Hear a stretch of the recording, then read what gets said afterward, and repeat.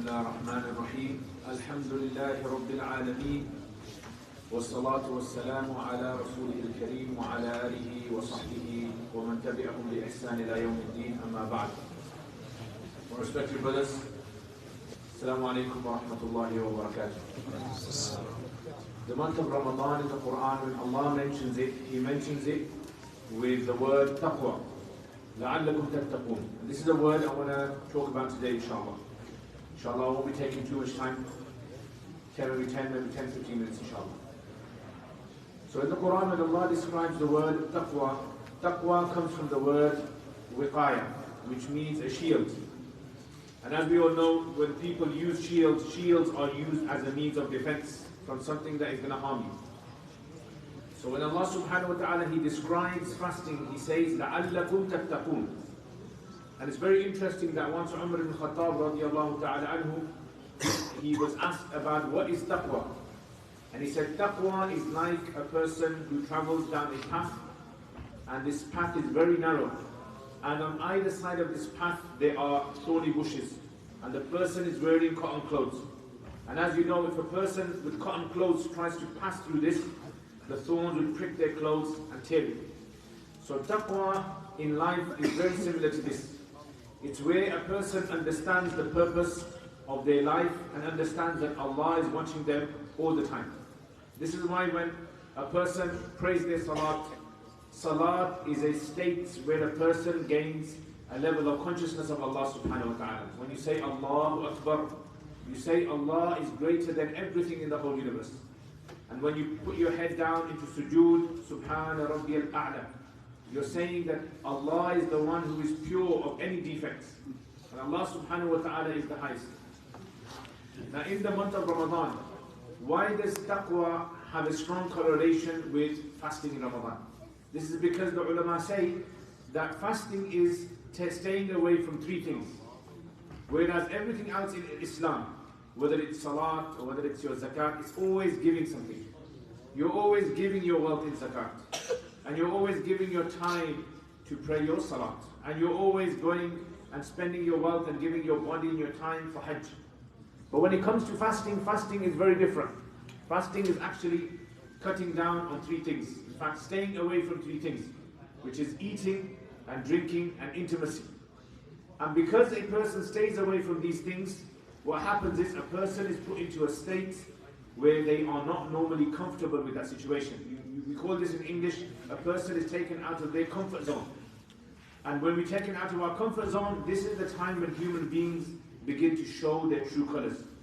When you're sleep deprived, when your eating habits are changed, when your drinking habits are changed, when your intimacy habits are changed, a person can become very, very agitated, very frustrated. And this is something which can lead a person to actually do worse than the person is supposed to do. So this is why the month of Ramadan, what happens is Allah is giving us a chance.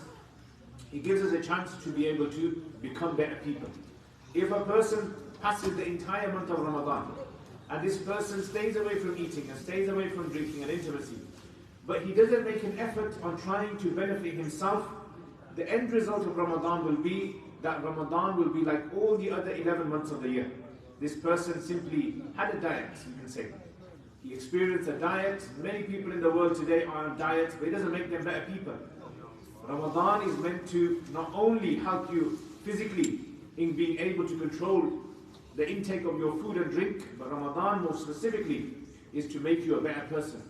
And this is why Allah subhanahu wa ta'ala has, like the hadith mentions, He shackles the maradatu shayateen, those shayateen which are considered to be very rebellious against Allah, the ones who are trying their best to get our youngsters hooked on drugs, the ones who are trying their best to get husband divorced from their wife, the ones who are trying their best to make people consume haram, to use interest, and all of these things which our religion has banned. This is why when Allah subhanahu wa ta'ala, He describes fasting in the Quran, Allah subhanahu wa ta'ala says, شَهْرُ رَمَضَانَ الَّذِي أُنزِلَ فِيهِ الْقُرْآنِ.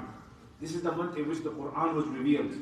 The whole Quran was not revealed in Ramadan, but the revelation of the Quran, they say, was started in the month of Ramadan to signify that Quran and Ramadan have a very strong connection. That when the month of Ramadan comes, not only is it an opportunity for me and you to recite the Quran. MashaAllah, brothers and sisters, throughout this month we'll be reading the Quran, maybe completing the Quran several times. But more importantly than recitation of the Quran, the month of Ramadan is supposed to be a time in which the Quran is acted upon as well. One of the things the Quran mentions, this is a very interesting point about the Quran. In Surah Al-Baqarah, 286 verses of Surah Al-Baqarah. Yeah?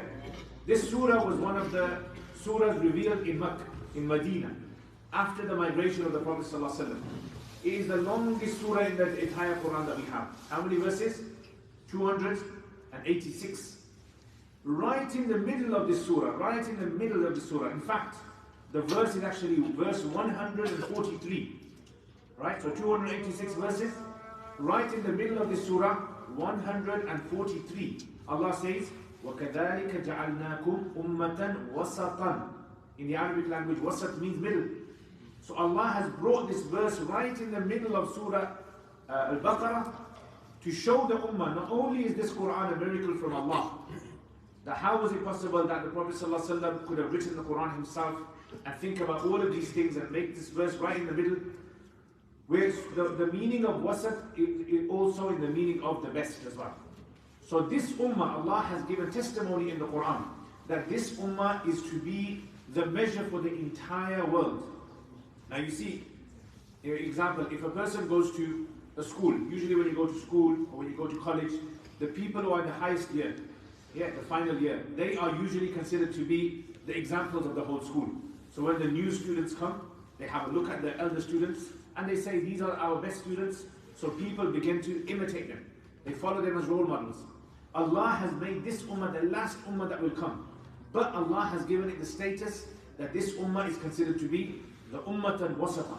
He's made this Ummah the Ummah that all other Ummahs, all other societies, all other governments in the world, all other systems of institution are all measured according to the Muslim Ummah. And this will always be until the day of Qiyamah. Allah has said in the Quran as well, that this is until the day of Qiyamah Allah subhanahu wa ta'ala has made this. And the Prophet sallallahu alaihi wasallam is an example for us. So why am I saying this, my respected brothers?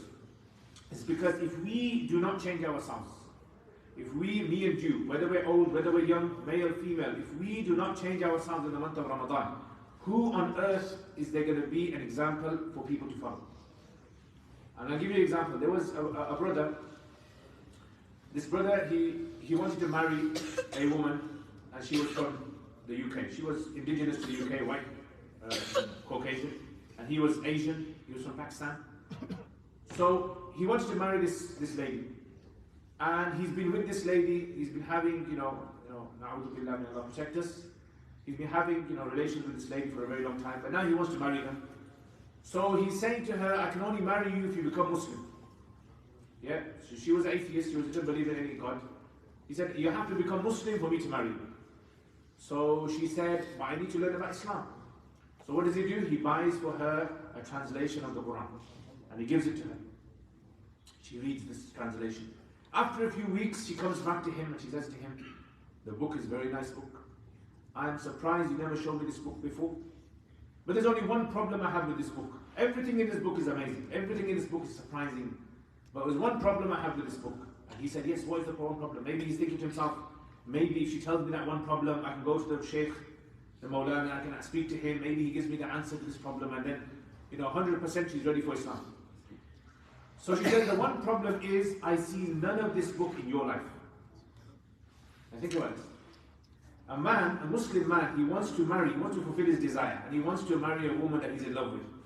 Yet he himself does not want to follow the religion which he's forcing down the throat of this lady. And this is where the man was in shock. And subhanAllah, this is happening to many of us today. Many of us don't realize the month of Ramadan is not a month where we simply have a feel-good factor. We get a buzz, we have enjoyment, mashallah, brothers come together, we have tarawih together, we have iftar together. Month of Ramadan is not supposed to be simply about how you feel about the month of Ramadan. The month of Ramadan is meant to be, what's your status with Allah after the end of Ramadan? How much improvement have you brought into your life? And one last thing I want to mention, inshallah, and this is, there's a famous hadith of the Prophet sallallahu alaihi wasallam. He He says, Al-Muslimuna karajulin wahid. All of the Muslims around the world are like one body, one entire body. And we know a body consists of a head, and he has a torso, and he has legs, and he has arms, and hands, and feet. إِنِ اشْتَكَى عَيْنُهُ اشْتَكَى كُلُّهُ. And then he says, if the eye begins to hurt, if a person's eye is hurting, the entire body is feeling the pain. Even though the pain, the problem that you have may be with the eye, but your head feels the problem, your arm feels the problem, your legs feel the problem, you can't get to sleep at night. And if the problem is in the hand, then the whole body feels the problem, and so forth. Now this is a very interesting hadith, because normally when we call this hadith because it shows the unity of the Muslims. That in other words, the Muslim ummah around the world is such a tight-knit community that one piece of this community, if it is in a pain or problem, the entire community will try to resolve this problem. Yet unfortunately, when we look at our own selves today, forget the ummah of the world, we look at our Muslims in our own homes. Children, sons are not listening to their parents. Daughters are not getting on with their mothers. Our own neighbors, Muslims, are not getting on with each other. Parking problems in our own Muslim community. So many problems we have. It's as though our bodies, the ummah has now become desensitized to what it means to have taqwa with Allah subhanahu wa ta'ala. This is where the problem becomes an issue. Is when we use this hadith to make ourselves feel good that we're sending money to Gaza, we're sending money to Yemen, and alhamdulillah, which is we should be doing. But more importantly, the Sahaba took care of themselves as well. Yeah, they consoled themselves. Tawasaw bil haqqi, tawasaw bil sabri. That you have to have love and compassion for your own community locally as well. What's happening in your community is a reflection of the world out there. There was actually a quote I actually saw on social media a few weeks ago, which was, and this, although this quote, was to do with someone who was writing a quote regarding Nazi Germany. They said, what you would be doing in Nazi Germany is what you're doing right now. Think about that. What you would be doing in the Sahaba's times, what you would be doing right now. Let's reword it. In other words, if you think by me living in Sahaba's time, I would have been a better person, think again. If you are not able to become a better person living in Small Heath, living in Birmingham, living in the UK, it's going to be very, very difficult for you to imagine yourself as you being a good person in the days of Sahaba. This is why, just finishing off on this hadith, if you look at this hadith, the Prophet ﷺ, with his infinite understanding that Allah had given him, this very deep wisdom that Allah had given him, he gave the example of the ummah like a body. He didn't give the example of the ummah like a camel or like a truck or a house or a tree. No, he gave the example of the ummah like a body, because not everyone in the ummah is going to be the same. Remember this. You can't lose hope in the ummah simply because they don't work like you work. You have to remember, some of the ummah are like the eyes of the ummah. Some of the ummah are like the head of the ummah. Some of the ummah are like the neck of the ummah, like the torso of the ummah, like the legs of the ummah. Every part of the ummah plays its own role in being able to allow this ummah to go forward, to worship Allah in the best way possible. This is why our brothers and sisters who are unfortunately in Gaza, what they're going, they are that part of the ummah which they have a role to play. And likewise, we living in this country, we have a role to play as part of that ummah in the body, which allows the body to function correctly. May Allah subhanahu wa ta'ala allow us to be able to benefit from the month of Ramadan, to inculcate in our hearts what it really means to be someone of the Quran, and to have taqwa in our lives to such a degree that even when we go home, our families understand that this person is trying to do good for the ummah. وصلى الله تعالى على خير خلق محمد وآله وصحبه